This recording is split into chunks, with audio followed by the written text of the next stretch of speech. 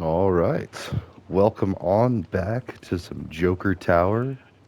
Oh, it's raining. I love it when it rains. I miss the rain. I used to go out to Oregon quite a bit, but I haven't been for quite some time. So I need to fix that now that I'm an adult. Not that I have a lot of money and I can just up and travel whenever I want, but still, I have a better chance now. So, anyways, I wanted to jump on here before I got too relaxed and recreating for the day because I don't know, I feel betrayed a little bit, and it's part of this whole this new presidential administration, and it's not even anything that they're doing. Like it's the divide, the political divide, and I actually made a whole playlist about this back in the day when I lost a friend actually. Well, I don't know. I'm still well because I didn't completely hate um, Republicans. I mean, and for anyone who's just joining, I'm a lifelong Democrat. Always voted Democrat. Always felt like the Democratic way seemed to be the moral and ethical and empathetic way. Whereas, and there's that saying like you're Democrat until you when you're young, and then when you grow up and you learn fiscal responsibility or whatever, then it's like you become a Republican. And that's kind of an oversimplification of things. But if you've also served in the military, there's a high chance that you're going to be Republican because Republicans almost always look out more for the soldiers, for the veterans, for that. They're more concerned about that. Whereas Democrats are more concerned about fighting inequality and equity and like, or not fighting equity and inequality. Fighting inequality to provide equity is a better way to say that. So, and again, morals and ethics like that. If you were just an outside person looking in, like we used to have that show, Third Rock from the Sun, with John Lithgow, who is actually the Trinity Killer in Dexter. Really funny to see him play those two different parts. But yeah, John Lithgow and a bunch of other really great characters. I don't remember them by name, but they were. It was a fun show, and it was all about like, okay, what if a bunch of aliens came to Earth, were able to dress up like humans, and how would they react? And Neil deGrasse Tyson talks about this a lot. In his book, actually, he has a part about aliens coming. I don't want to ruin it. Go buy the book, support him, go check it out. But he has this fascinating part about. It really makes you think, like, what if someone came in about an issue? Again, I'm not going to spoil it. Go check out the book, but like, approach it from an outsider perspective. And I guess that's a little more not obvious, but evident for people that do computer science because when you're trying to find a bug in code, most of the time it's code that you wrote. I mean, almost always it's going to be your bug. And it's just kind of one of those things. It's like, why was I starting to do that? I feel like this is new. I don't remember doing that. But anyways, uh, and actually, I do have one buddy that's still technically available or able to come into this realm. I swapped out the maps. I haven't talked to him forever. I'd probably want to chat, reach out, and be like, "Hey, by the way, I changed the." No. Anyways, and actually, that's a friend who I met through this particular friend, and we all worked together building wind turbine blades, and it was a great time. And super democratic, super united and allied with most of the things. But I come from a very conservative small town that's almost all Republicans, and good old blue collar, like not living high on the hog, not living fancy, just getting by and just trying to like exist and have a good life you know, without family support and structure. It's kind of like the island for misfit toys. Like you got people there, that island of misfit families where there's some bad luck or whatever, like through their family that somehow, you know, made it to where they weren't wealthy, whether it be drug addiction, alcoholism, or death in the family, PTSD. Like there's a whole wide range of reasons that somebody might be at rock bottom. And the thing is it's still better than it was. And I think that's what everybody needs to take a sec, breathe, and think about it. Like, it's better than the Great Depression. That was like, banks failed. People like had their entire money.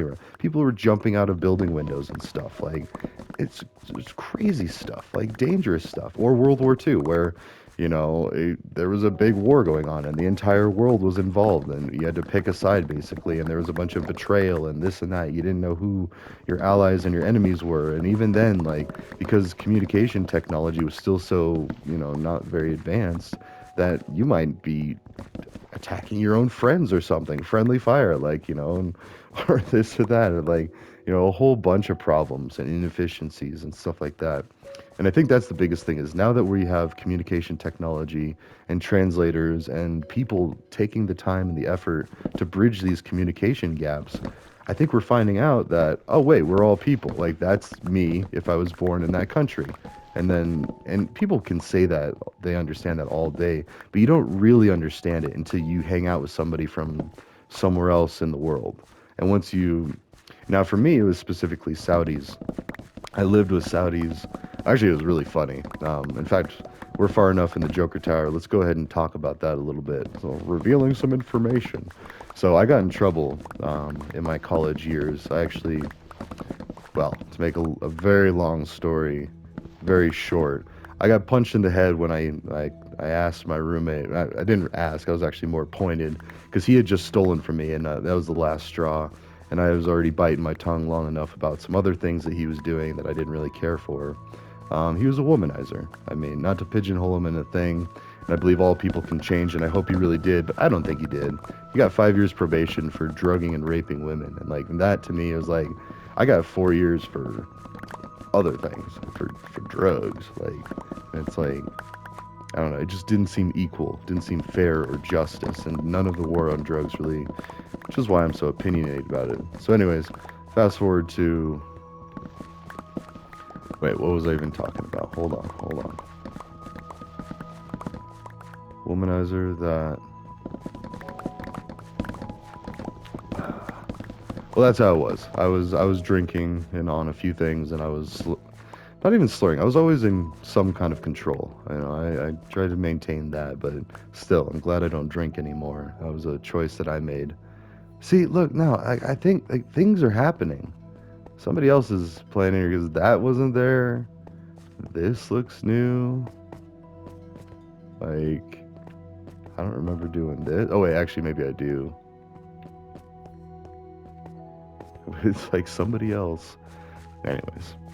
So, and that's what it was I called him out. I was like, what are you doing? And he had just stolen some things that I had saved specifically for me because I was in the middle of some pretty nasty stuff, and like we had gotten robbed, and I was trying to pay back a huge debt to the guy that actually set me up. So there was that. I guess my debt was repaid that way. And that's also why I made the make it right component of communal, is because my story is not unique by any means.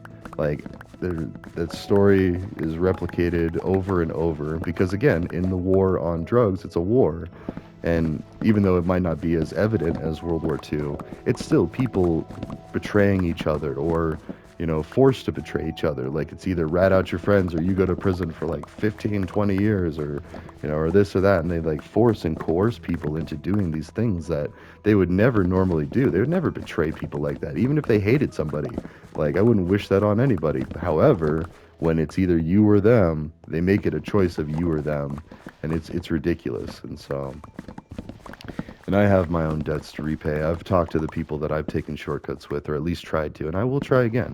Because just because they didn't take the first time, I can't force them to accept my apology. I have to see what they want me to do to make it right, and have them really think it through. Because if it's just like instant reaction, oh, go kill yourself, or go like cut your arm off or something, or like some big heavy thing, but it's like, no, let's be realistic about this. And that's part of the brainstorming part of make it right that I've got to figure out. Oh, and that's what maybe I should do that tonight is go ahead and order a microphone or even just fiddle with my computer a little bit because once I find a sound system, because my original videos, like I need to remake the educational videos. Not that I even really need to. Anybody with a computer and internet can basically learn computer science. It's more of just like finding people that have the patience to sit there and talk you through it. And actually, even not that, because once you figure out that coding game has such a vast community of people that love to help out new coders.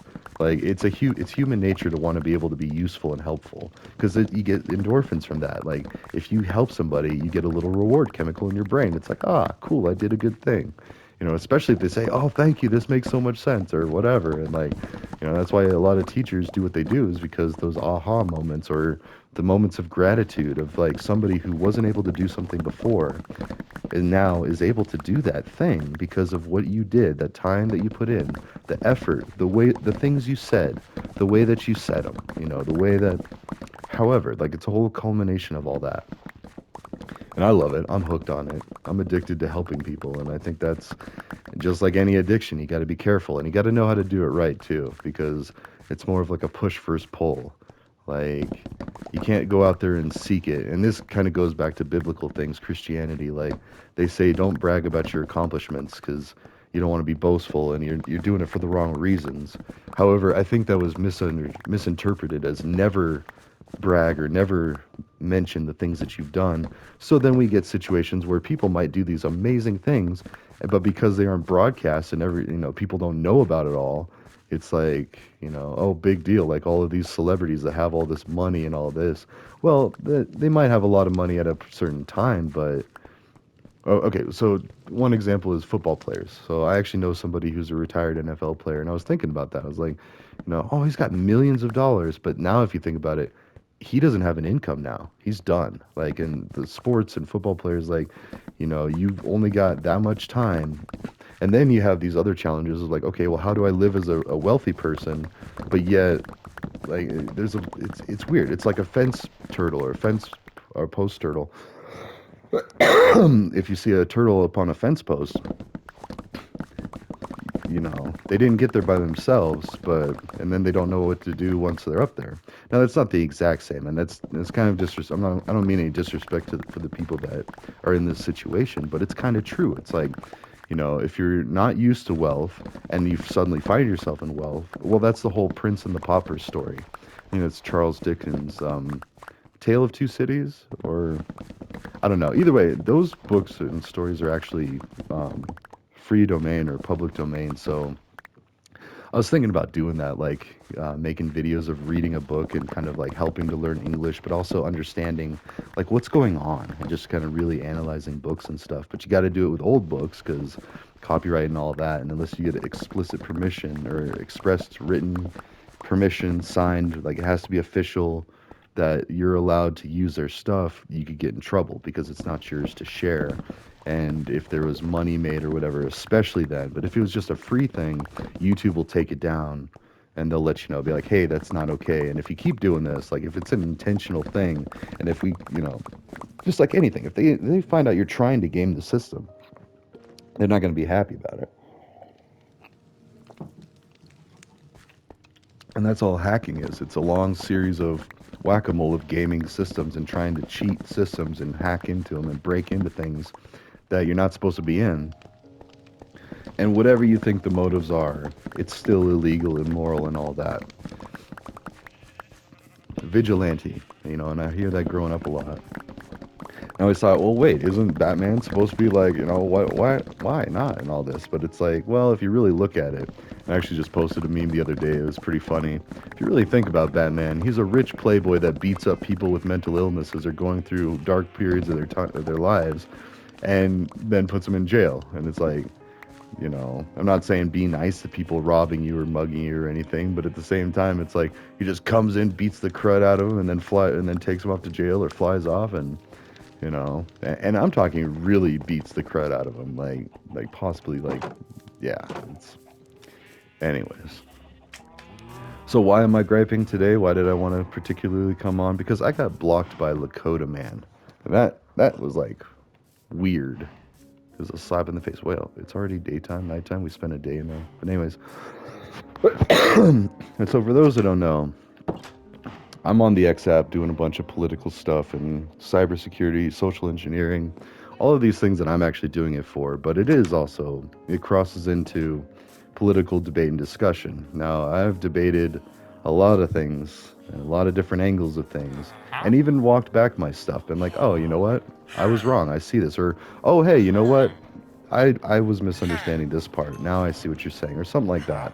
And by talking through this with people, and other people are watching, like, I mean, it is a dumpster fire. Sometimes it's like, oh God, like, old A-Rye is on talking to people again. Like, let's go bring the popcorn. And for a while there, Lakotaman and I, we actually interacted. We followed each other. And he's this big shot from, well, not big shot, but on XApp, he's huge. Formerly Twitter, and maybe he was on there when Twitter was a thing. And he used his identity of being a Native American to and I'm not saying anything wrong with that. I'm just saying, like, you know, that's how he got his rise to fame. Was he's Lakota man, he's a native, and so he would post like Native American history stuff and, you know, things that people could get on board with. And then he would turn around and just completely, he was like militarized against Trump and Elon and all that. Like, I feel like he took it too far. Like, and same with JoJo from Jers. Like, I agreed with a lot of her stuff, but then I started seeing, like, well, wait, hold on now. Like, you're just doing this to rise up the division and stuff, and, like, you know, you're not really getting to the bottom of this or looking for solutions. You're looking to be famous for conflict. So, and that's not, I mean, you got to be careful with that, because then, you know, that's your rise to fame. And it was like, and it turned into like a war, just the election, and people are like pitting against each other and stuff. And that's kind of like the precarious situation that a lot of people are finding themselves in right now. Like, I was just talking to someone, she's very liberal and very empathetic and, you know, kind, compassionate, all the things. And she was like, you know what, I'm starting to question some of the things that Obama and Biden did, like the war and stuff. Like, now that the Ukraine and Russian war looks like it might be coming to an end, hopefully, and you know, a lot of people are not happy about it because they think that Russia just strong armed them and won. But I did that. I follow Elon, and I listened to the other side, and I listened to Putin talk about it. And he made a very good argument. He told some of the history and why it was, and then I was also talking to someone from Ukraine that kind of did explained his take on it. It was like, you know, Ukraine and Russia had a deal that as long as you don't develop these gas deposits, or like, you know, as long as that, then whatever, you can go be your own country. And as long as you don't join the West and NATO and become an enemy, then whatever, we'll let you be an independent country. But that was exactly what happened. And America was trying to play with pawns and, like, oh, hey, let's make sure we have a foothold right on Russia's doorstep for our own security. And the whole time, all of this, military contractors are just like, yeah, keep it up, keep going. We're going to sell so many bombs and guns and all this. There's a demand for it again. Like, yay, that's good. And it's like, oh, but not really. That's terrible. Like, profiting off of weapons of death. And, like, oof, it's a tricky situation. So, and with a lot of it, I resigned to the South Park mentality. South Park, I agree with most of their stuff. Still some. I mean, some it gets too far one way or the other, but they didn't make that show to make people happy. They made it for the shock factor and to make fun of everybody. Like, everything needs to be made fun of, or none of it's okay to be made fun of. Like, it was kind of like an absolute thing. In fact, I think they even say that in one of their episodes, just to kind of like talk to the viewers and be like, hey, this is what we're doing. And that's so Colorado. Like, we're very purple. We have a lot of Republicans and a lot of Democrats, and we're constantly just trying to be like, all right, let's make all this work. We can't just, you know. So wait, why do I have all this other stuff in here? Let's take all the ice out, because we don't need that. Sea pickles. I'm going to make that only dyes and bags, bundles. So you can take bundles. Oh, if you took the time, you could really maximize. Anyways, not what I'm trying to do right now. Let's see.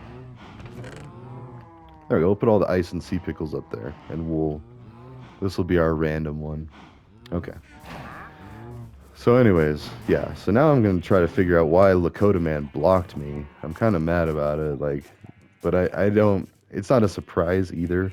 I know he really hates Elon, and he really hates Trump, and I've been commenting on Trump and Elon and stuff, and like, hey, okay, I actually kind of like this, or hey, you know, don't forget about this. I mean, because somebody's got to. I mean, we can't just have these echo chambers reform. I mean, Elon smashed everybody together, messed with the algorithm, so people that wouldn't normally interact started interacting, and they started realizing, wait a minute, those aren't some creatures from the lagoon or some monster or some kind of weird thing. That's another person over there with, you know, thoughts, feelings, emotions. Like, that's a human. And we need to treat him as such.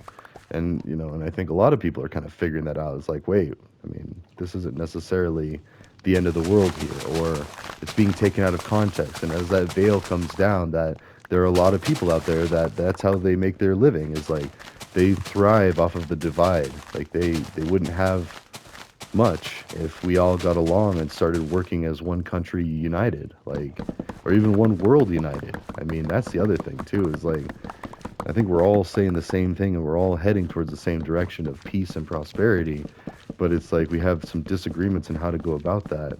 And there's a lot of haves and have-nots in the mix, so that kind of makes things harder too. But it's just, I don't know. I'm sure it was something he saw me repost something of Elon's and be like, this is cool. And then he's probably like, well, block. And I think I even saw him make an announcement and be like, I'm blocking all MAGAs, or it's a good day to block MAGAs. And it's like, okay, well, they won, so you can spend the next 4 years complaining. And Colbert did the whole first time Trump was president. And it was entertaining for a little bit, but then it just got too much. And it's like, I don't want to hate the guy. I'm tired of hating this guy. Like, you know, so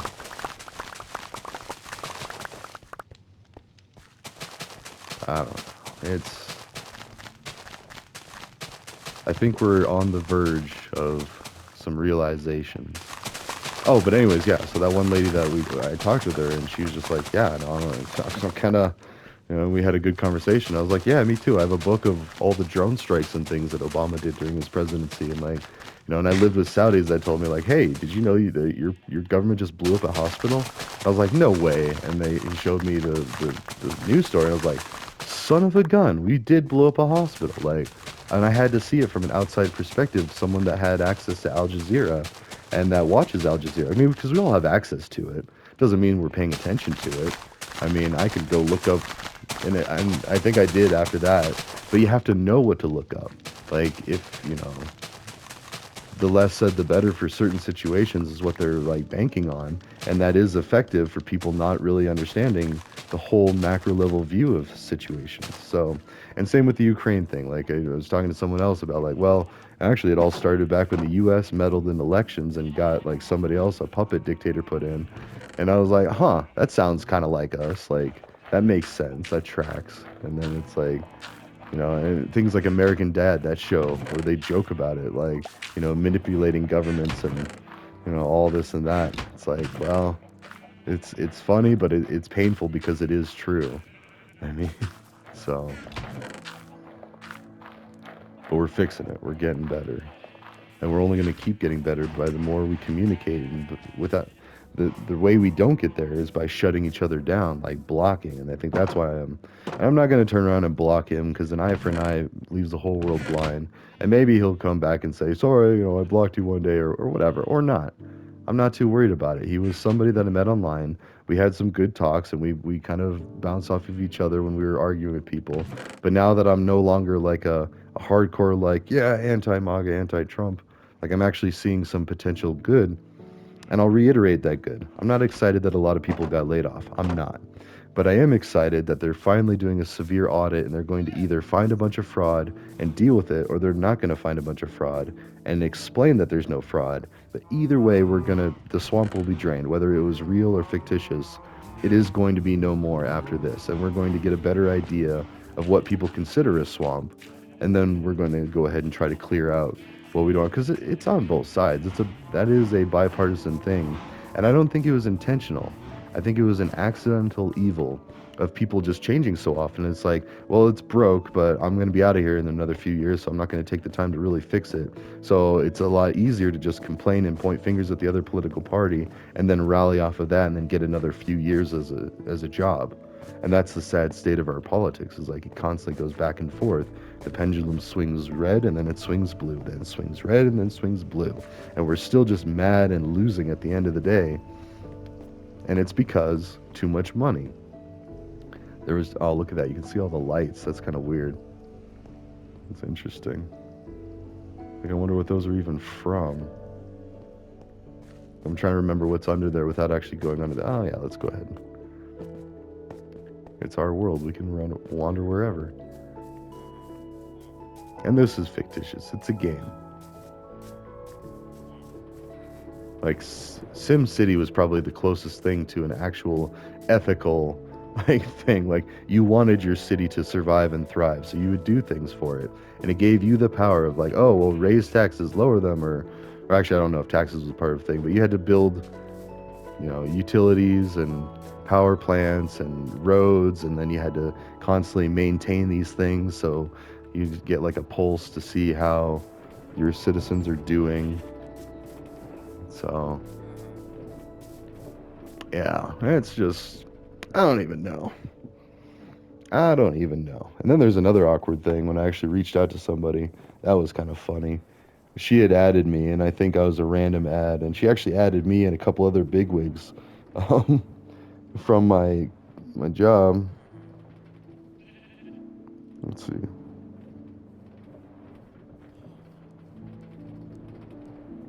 Hmm. Anyways, sorry, I just saw. Mm,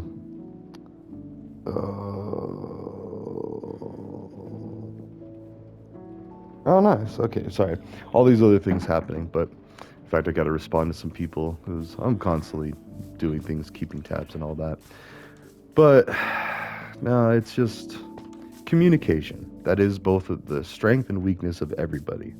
That's all. Communication. Because once we figure out, oh, it's really like this, it's almost always fine. Like, there's very rarely a time where it's like, oh no, they really did intend to be evil, or oh no, they really did have, less than favorable or less than good intentions with this. Like, they intentionally wanted people to, whatever, like, be hurt, be like robbed, or whatever. Most of the time, like say 90% of the time, they didn't realize what was happening. They didn't know what they were doing. Wait, some of that looked like different. Sand, sand, sand. Soil. Yeah. Actually, soil. I should probably put that somewhere else. What's this? Not soil. Alright. Soil is pretty much worthless. Unless you could light it on fire. Soil. It looks like sand in this one. Yeah, okay. Anyways, now I also don't have wood. I just realized I'm gonna have to get more of that, but actually, yeah, let's just go and do that while we finish out this one. So I don't know, that's the news. I'm actually gonna relax a little bit, play some Dark Souls, maybe some Fortnite, do some of those. I also got to work on uploading. I've got a few stuck in the queue that now that I have super lightning fast internet, I need to fix something because it's not uploading. It constantly fails, but it only takes like a few minutes. If I sit here and keep pushing, try again, or keep going, and I keep forcing it to keep going, it will, and it'll do it in a fraction of the time it used to. So like overall, my net benefit, my net convenience is still better, but it'll be even more better, even better if I figure out that part and I can just like walk away and let it upload videos. But and then by the time I figure that out, it's gonna be like, well, it's gonna be obsolete is how I'm thinking. So I'll just limp along doing this and worry about addressing other things like my phone. I still haven't offloaded all of my pictures and videos from my last work trip in Vietnam. And so now I need to do that. And so my phone is extremely sluggish and slow because it's just bogged down with all these pictures. And so and even that, I'm working on organizing all my stuff so it can be up in like Google Photos or I have an iCloud, but I don't. Like, so maybe that's another thing to look at and really making a file server of my own. Like I have a bunch of computers that I'm going to switch to Linux and do all these things. And I've got this and that's actually one thing I'm very, very slowly working on is I want to be like a super powerful Linux admin that can just do all these cool things. And I have this big old book of all the things. And I want to write Perl scripts and Bash scripts and all the fun things I used to do in college and really exciting things that I actually like did stuff. And I mean, maybe they're not going to make me money or anything, but they make me happy. Like seeing these things happen. I can't explain it better than that. It's just like seeing a computer do amazing feats and knowing that you did it, you told it to do that, you knew the right magical spell to make it go. And it's magic. Like computer science is magic basically, because you're having electricity run through magic rocks that can conduct and calculate and store things and then you use magical words or commands to direct that energy to doing what you want it to do. And you can just accomplish so much just by ones and zeros and everything being represented by ones and zeros. And I mean everything. Like we're mapping the human genome, we're figuring out DNA, like all these other things, and we're starting to understand what actually makes us and all of us. Like once we can digitally represent that in ones and zeros, we could conceivably recreate a human. And maybe that's the point where whoever really is the creator or God or will step in and be like, okay, that's enough, you're done. Like, or you woke up from the dream, and that's what all of this is. And then you take the helmet off, and it was just a game of Roy. Oh. So, anyways, that's the alarm. And actually, I need to respond to some things. So, ta ta for now. I will see you in the next one. And Lakotaman, if you're ever watching these, I'm not mad. I'm just disappointed. And I need to figure it out. And it makes sense. But at the same time, I thought we had built up a rapport where you could look past that. But apparently, I said something or reposted something that he just couldn't abide by. And so now, and no warning, too. I never saw any response to him be like, hey, don't say that or I'm going to block you. He's just like, yep, blocked. Like, nope, he's not completely along the party lines. He's an enemy. Got to get rid of him. So, and I like Elon overall. I don't like a lot of the stuff he's doing, but I like a lot of the other stuff he's doing. So it's like, I don't know. Just the fact that Tesla is all open source, that is amazing. Everything that they spend all this money developing and creating is open source and available for anybody to take and use. That speaks the opposite of greed to me. Now, yeah, I don't know. We got to work with that too, because he is in charge. He is at the top there. So until we figure out how to work nicely with him, it's, I don't know. But we'll figure it out. So, anyways, ta ta for now. I will see you in the next one.